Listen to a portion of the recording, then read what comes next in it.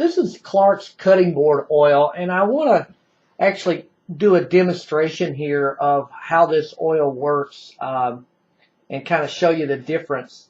But I want to say I do like the fact that this is a cutting board oil that uses natural ingredients. In this case, it's got orange and lemon oil as part of its ingredients, but it's a nice, safe, food grade type of oil that you can use on things such as this cutting board I have behind the bottle here.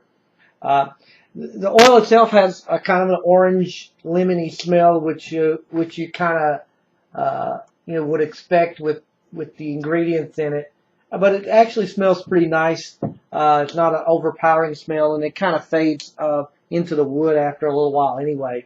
But I have one of my old cutting boards here, which is, as you can see, is kind of old and faded. And I want to show you what the difference looks like. I've already applied oil to the other side here, the back side. This is the original side, kind of how it looks like.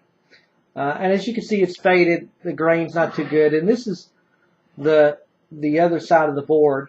As you can definitely see, it's brought back the grain and it's brought back the color of the board as opposed to what it looked like prior to me applying this oil.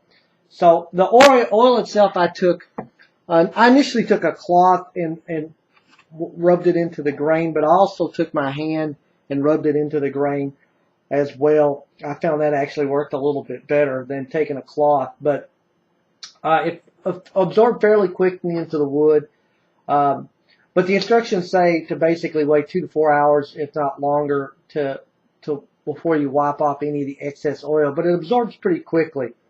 And as you can see, it really brought back the grain and the color of the wood and made this actually look really good as compared to, you can see, to the other side here.